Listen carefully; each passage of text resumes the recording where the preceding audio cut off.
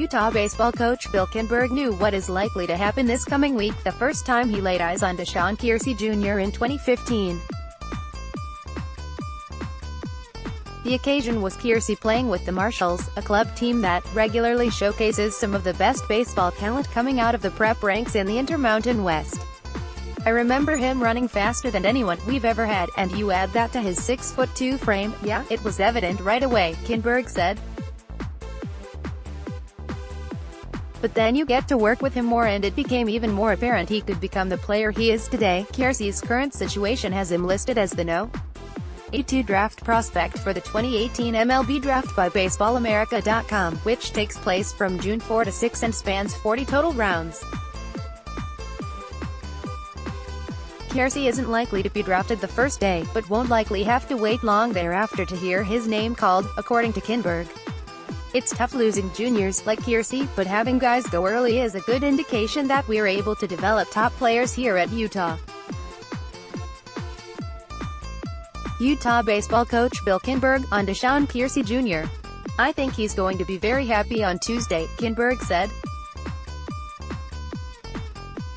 "I think the draft is going to be kind to him and I don't think there's any way he slips past the third round. He could go early in the second round or even as one of the supplemental picks in the first round. We'll have to see, but I suspect he'll be very happy." What Keirsey represents to MLB teams is a very athletic outfielder who hit .386 this past year while showing necessary improvements in every area of his game since joining Utah just prior to the 2016 season. He came to Utah after prepping at Helix High School in San Diego. Kinneberg said other Utah players could be picked up in the later rounds, yet opted not to provide names. As for Keirsey, he represents strides made within the program, to where Utah is putting more and more players into the professional leagues. "Having guys go is an indicator of how good you've been and how good you've become," Kinneberg said.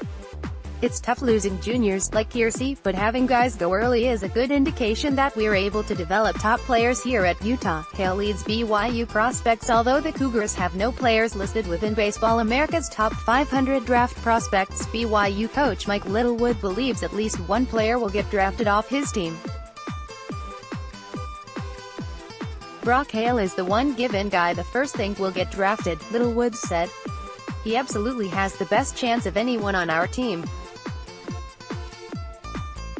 Some others may go late, but Brock is clearly our best candidate." Hale is a 6-foot outfielder from Mesa, Arizona, who hit .368 this past season while swiping 14 stolen bases. "He's just a real solid player," Littlewood said. "He does everything well and has all the tools.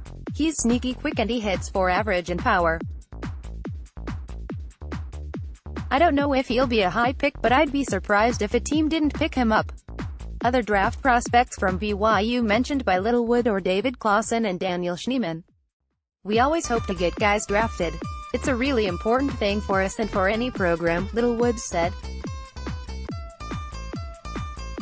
"It's feather in the cap of the program that you're developing players, and we are proud of the fact that we have 8 or 9 guys playing well in minor league ball right now." High school comment on this story: no local high school player was listed among BaseballAmerica.com's top 500 draft prospects in what appears to be another thin year for local prep draft prospects. That's not to suggest no local high school player will be drafted, as scouts have been out to see at least some notable players, namely Kyler Busch, a left-handed pitcher from Fremont.